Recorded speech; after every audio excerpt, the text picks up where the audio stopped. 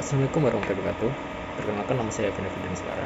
Saya di sini akan menjelaskan soal UAS dan jawaban yang sudah saya kerjakan. Pertama-tama, saya akan menjelaskan tentang soal nomor 1 yang dituliskan seperti ini. Baik, di sini ada soal nomor 1 yang bertuliskan dari gambar generik berikut, huruf apa saja yang root dan leaf, terus huruf apa saja yang ancestor dan descendant, dan ada berapa level pada pohon tersebut, dan sebutkan masing-masing hurufnya. Lakukan transversal secara pre-order, in-order, dan post-order. Oke, mari saya jawab.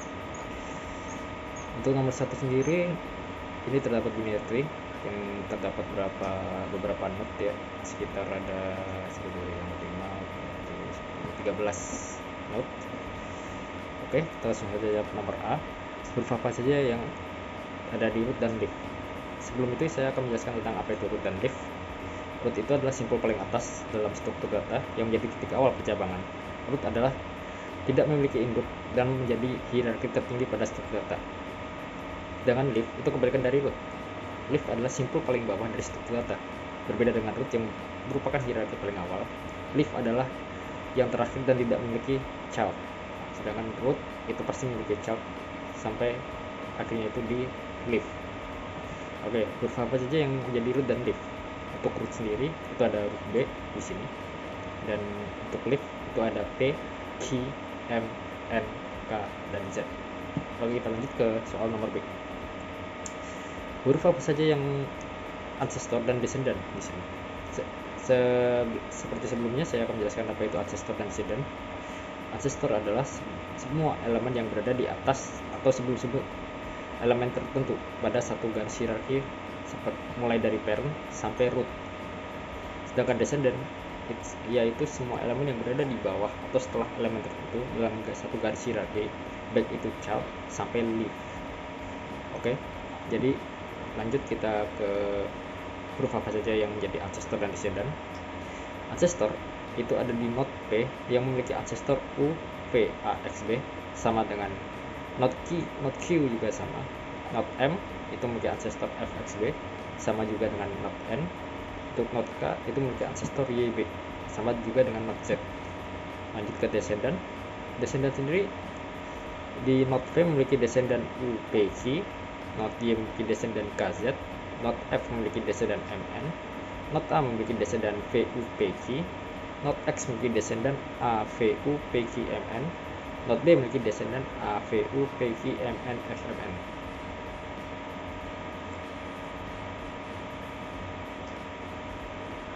Baik, kita lanjut ke ada berapa level di pohon binary di sini. Sebelum itu, saya akan menjelaskan tentang apa itu level. Level adalah tingkat kedalaman sebuah node dalam pohon yang dihitung dari root sampai leaf. Level selalu dimulai dari angka 0. Jadi dari root itu dia ada di level 0. Sedangkan leaf itu bisa tergantung berapa level, tapi biasanya itu ada di level 6. Ada berapa level dan sebutkan variabelnya. Di sini terdapat 6 level.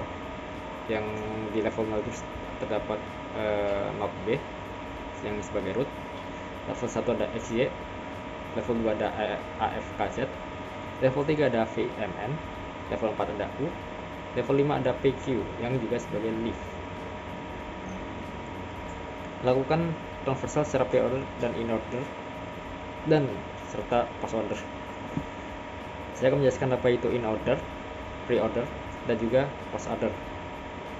Pre-order sendiri itu adalah metode urutan setiap perjalanan node yang dimana kalau dari pre-order itu dari root kiri habis itu kanan dengan mengunjungi simpul utama terlebih dahulu, kemudian secara rekursif menelusuri sub pohon kiri lalu sub pohon kanan.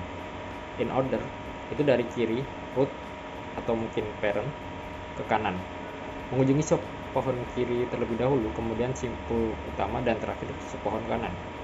Post order itu dari kiri kanan habis itu parent atau root, menelusuri seluruh pohon kiri dan kanan terlebih dahulu dan simpul utama dikunjungi paling terakhir.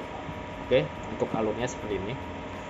Di pre-order sendiri itu ada dari B, A, X, V, U, P, Q, F, M, N, Y, K, Z.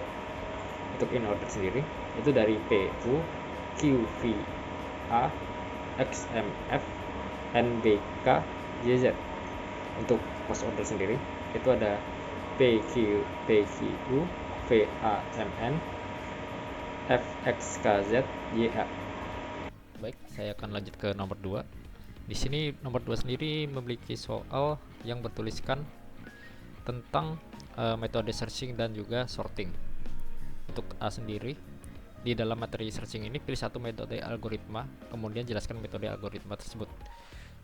Lalu yang B, dalam materi sorting pilih satu metode algoritma yang pernah Ibu Umi ajarkan di kelas dan satu yang belum pernah Ibu ajarkan di kelas. Kemudian jelaskan dua metode tersebut serta apa perbedaannya. Lalu yang C, diberikan data 80, 130, 190, 60, 70, dan 40. Carilah angka 60 dengan membuktikan metode algoritma yang saya pilih di nomor 1A pada program terlampir. Diberikan data sebagai berikut: 13, 9, 7, 11, 5. Urutkan data tersebut dengan pembuktian dua metode algoritma yang kamu pilih di nomor 1B pada program terlampir. Oke, mari saya kerjakan. Dan ini jawabannya untuk yang nomor 2. Untuk A sendiri saya memilih binary search. Kenapa? Karena menurut saya binary search cukup mudah dipahami walaupun tidak enak atau mungkin metode lainnya, tapi binary search menurut saya adalah metode yang cukup simple walaupun tidak sesingkat metode lainnya. Oke, lanjut. Pada metode pencarian ini, bila data belum terukur, maka data harus diurutkan terlebih dahulu. Pencarian biner dilakukan untuk memperkecil jumlah operasi pembandingan yang harus dilakukan antara data yang dicari dengan data yang ada, khususnya untuk jumlah data yang sangat besar ukurannya. Prinsip dasarnya adalah melakukan proses pembagian ruang pencarian secara berulang-ulang sampai data ditemukan atau sampai ruang pencarian tidak dapat dibagi lagi. Syarat utama untuk pencarian biner adalah data harus sudah terurut untuk awal. Lanjut ke B. Di sini saya memilih insertion sort. Kenapa? Karena ini berhubungan dengan algoritma yang saya akan pilih selanjutnya. Jadi insertion sort dilakukan dengan menambah satu demi satu elemen ke dalam list elemen yang telah terurut sehingga data tepat sort berikut diberikan ilustrasi secara bertahap dalam melakukan insertion sort yang ada di bawah nanti. Untuk shell sort, algoritma pengurutan data yang bekerja dengan membandingkan dan menukar elemen berjauhan menggunakan nilai interval tertentu yang disebut sebagai gap. Algoritma ini merupakan penggabungan dari insertion sort yang dirancang agar elemen-elemen yang tidak berurutan dapat berpindah posisi yang lebih tepat dan juga cepat. Berikut perbedaan antara insertion sama shell. Metode perbandingan di insertion membandingkan elemen yang saling bersebelahan langsung, sedangkan di shell sort itu membandingkan elemen yang terpisah dengan rentang jarak. Untuk kecepatan, insertion lebih lambat daripada shell. Untuk stabilitas, insertion lebih stabil dibandingkan shell. Untuk kecocokan pengguna, insertion lebih cocok untuk penggunaan data yang lebih kecil, sedangkan untuk shell itu lebih cocok untuk data yang menengah ke besar. Berikut metode saya menyelesaikan soal nomor C, dimana saya mengurutkan terlebih dahulu untuk soal C dari angka-angka ini, lalu saya melakukan pembagian dari awal ke akhir dan kita bisa mendapatkan nilai tengah, yang dimana nilai tengah di sini ada di angka 2 atau 3 sebenarnya. Jadi angka tengah di angka 2 nanti ada di sekitar angka 2 atau 3. Lalu kita lanjut ke langkah 3, di mana masih kita lakukan pembagian dari pembagian awal dan akhir, di mana kita dapat awal dan akhir ada di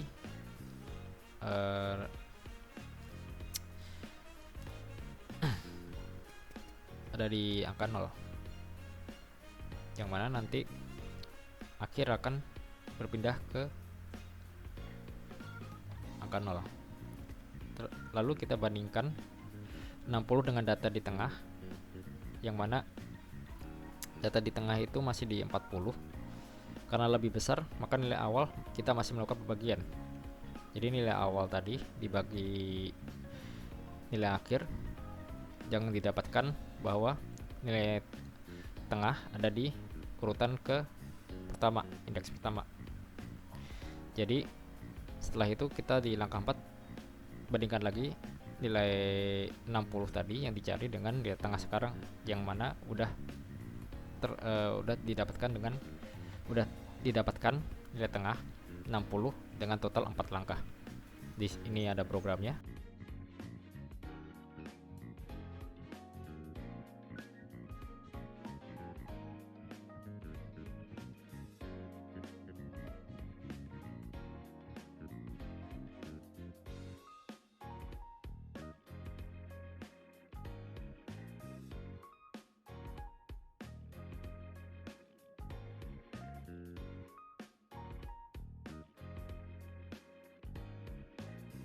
Untuk metodenya sebenarnya sama, ada total ada 3 langkah di sini, cuman karena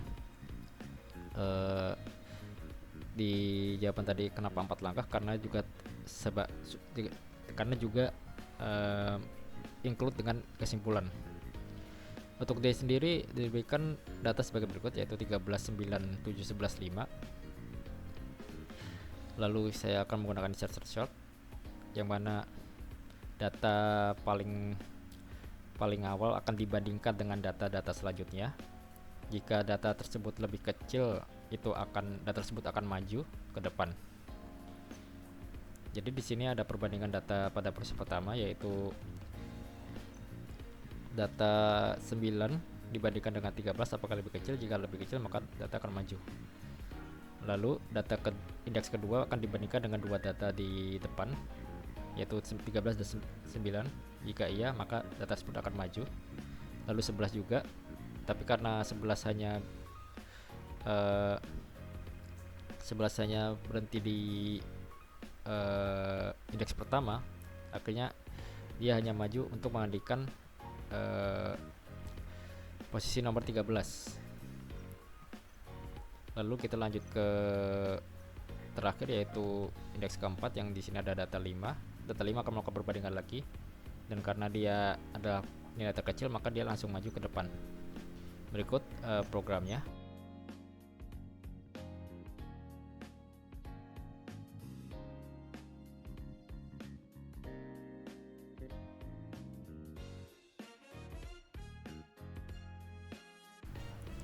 Untuk output sebenarnya hampir mirip dengan tadi yang metode manual. Lanjut kita ke shell sort. Untuk shell sort ini hampir mirip dengan insertion tadi, dimana kita harus menghitung dulu jumlah datanya, dimana ada 5 jumlah data.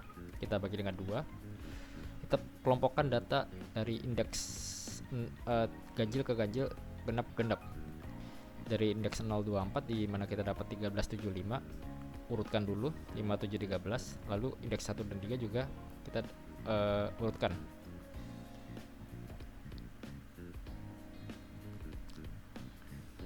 Lalu langkah 2 adalah data diperiksa dari kiri kanan. Angka 9 dibandingkan dengan 5. Angka 7 apakah lebih kecil dari 9, maka ditukar posisinya. Jadi urutannya di 5, 7, 9, 11, 13. Angka 11 dan 13 sudah berada di posisi yang tepat karena lebih besar dari angka sebelumnya. Susunan data akhir ada 5, 7, 11, 9, 11, 13. Lalu untuk program seperti ini.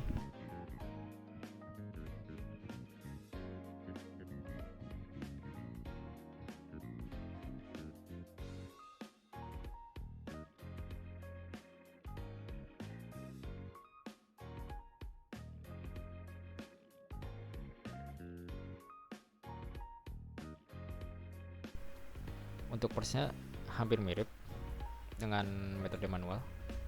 Untuk nomor 2 sekian, untuk segitu saja.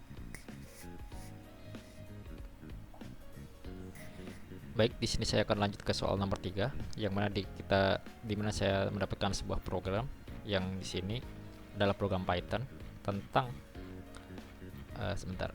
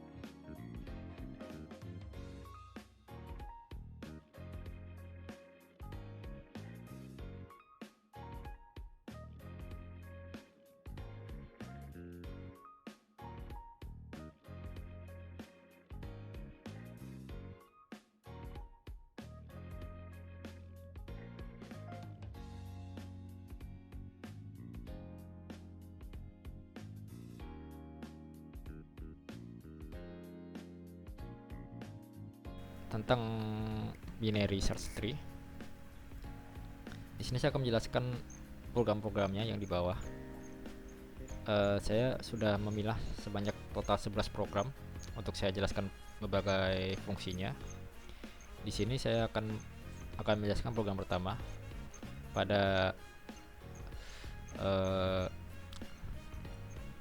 comment. Oh ya, ini dia. Jadi program pertama yaitu ada di kelas binary search tree, yang di sini ada def init self file none dan seterusnya. Ini berfungsi sebagai mendefinisikan struktur dasar dari struktur data binary search tree. Lalu kita lanjut ke def insert. Sesuai namanya insert, ini digunakan untuk menambahkan data atau node baru ke dalam binary search tree. Kita lanjut ke breadth first search self, yang berfungsi sebagai untuk menelusuri sebuah struktur data tree menggunakan algoritma BFS atau pencarian melebar. Lanjut ke nomor 4, itu ada depth first search in order, berfungsi sebagai fungsi utama untuk memulai penelusuran pohon biner menggunakan algoritma DFS dengan urutan in order, seperti yang ada di nomor 1 tadi. Lalu ada depth first search reorder, berfungsi sebagai pemanggil awal untuk memulai proses penelusuran pohon biner menggunakan algoritma DFS dengan metode preorder. Terus ada depth first search post order, yang berfungsi sebagai pemanggil awal untuk memulai proses penelusuran struktur data pohon biner menggunakan algoritma DFS, namun kali ini dengan metode post order. Lalu ada transverse in order, berfungsi untuk menjalankan penelusuran pohon biner menggunakan metode in order. Jika sebelumnya kita kayak membuat sebuah sistemnya dulu, transverse ini sebagai untuk menjalankan programnya.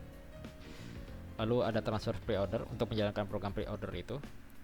Lalu ada transverse post order untuk menjalankan program post order. Lalu ada find node and its parent, berfungsi untuk mencari sebuah nilai spesifik dalam binary search tree. Jadi ada yang kita mau mencari sebuah node, misal parent, jadi bisa dicari dengan ini. Lalu ada yang terakhir adalah fitur delete. Ya, ini adalah fitur untuk menghapus node-node yang tidak diperlukan atau ingin diganti. Oke, sekian untuk nomor 3. Baik, di sini saya akan melanjutkan soal nomor 4. Jadi soal nomor 4 itu bertuliskan tentang graph dan juga matrix. Di sini diketahui graph sebagai berikut, yaitu ada total 9 node dari A sampai G dan juga J sama K. Untuk soal nomor A disuruh buat representasi adjacency matrixnya. Carilah node-node yang dapat dicapai dari node A dengan BFS. Lalu terdapat weighted graph yang disimpan di dalam memori dengan data sebagai berikut: data A, B, C, D. Data A, B, C, D 2004 5023 0230 0680. Dan di sini buat graf, buatlah agensi listnya. Lanjut, saya akan mengerjakan soal di sini. Di sini saya sudah membuat agensi matriksnya. Pertama-tama, apa sih agensi matriks itu? Agensi matriks itu adalah matriks persegi yang digunakan dalam ilmu komputer dan teori graf untuk mempresentasikan hubungan sisi atau edge antar simpul dalam sebuah graf. Di sini saya sudah membuat polanya dari hubungan antar node tersebut supaya bisa menghitung agensi listnya. Di sini sudah dapat bahwa A edge list ke BCF, B edge list ke CG, C edge list ke F, D edge list ke C, E edge list ke CDC, F edge list ke D, G edge list ke CE, J edge list ke DK, K edge list ke EG. Lalu carilah node yang dicapai dari node A dengan BFS. Apa sih itu BFS? BFS adalah algoritma pencarian dan penelusuran struktur data graf atau pohon yang bekerja secara melebar. Algoritma ini memulai penjelajahan dari titik awal akar dan mengunjungi semua simpul tetangga dan tingkat level yang sama terlebih dahulu sebelum berpindah ke level berikutnya. Sebelum kita melakukan pengunjungan, jadi harus dilakukan dulu inisialisasi, dimana karena kita dimulai dari node A, maka inisialisasi dari A. Lanjut, node A tadi mengunjungi node A tadi mengunjungi BCF dan didapat front 2 rear 4, Q menjadi ABCF, originnya jadi 0 dan AA. Lanjut, dari B mengunjungi ABCFG, from menjadi 3, rear menjadi 5, originnya menjadi 0 AA dan B. Lalu lanjut ke C. C sendiri tidak melakukan kunjungan apapun, jadi lanjut lagi ke F. Untuk F,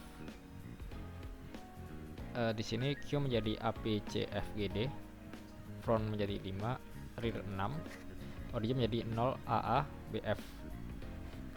Lanjut ke kunjungan G, dimana kunjungan G menjadi ABCFGDE, front menjadi 6, rear menjadi 7, originnya menjadi 0 AAA BFG. Lalu kunjungi D yang di sini tidak sama seperti yang kunjungan C tadi. Lanjut ke kunjungan E, di mana Q menjadi ABCFGDEJ, rear menjadi 8 dan origin menjadi 0 AAA BFGE. Kunjungan J, front menjadi 9, rear menjadi 9, Q menjadi ABCFGDEJK, origin menjadi 0 AAA BFGEJ. Front 10, rear 9 untuk kunjungan K, yang mana mereka tidak melakukan kunjungan seperti C, sama juga dengan G tadi. D. Lanjut ke soal matriks. Di sini saya sudah membuat grafnya.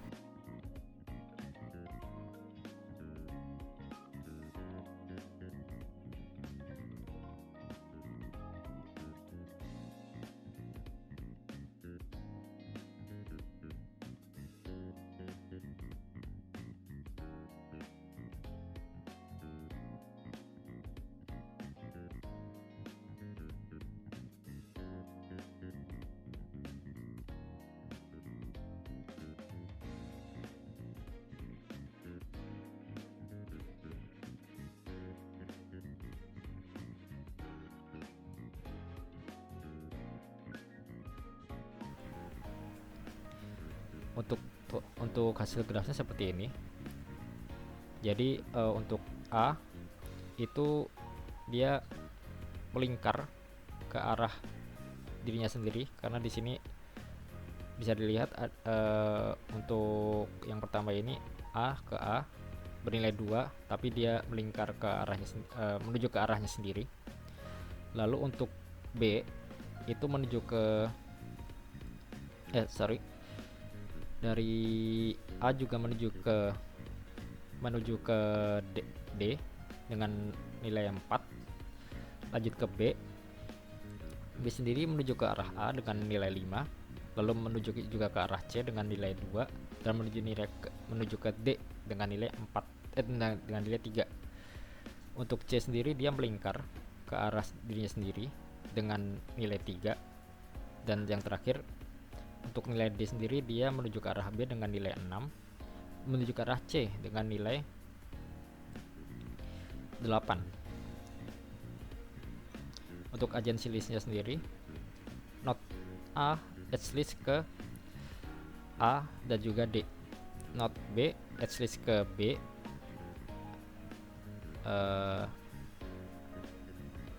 edge list ke D, A sama C. Untuk not 3 edge list ke C sendiri. Untuk not D edge list ke not B dan juga not C. Sekian video penjelasan dari saya tentang soal UAS fundamental struktur data. Jika saya ada salah kata atau salah pengucapan, saya mohon maaf. Wassalamualaikum warahmatullahi wabarakatuh.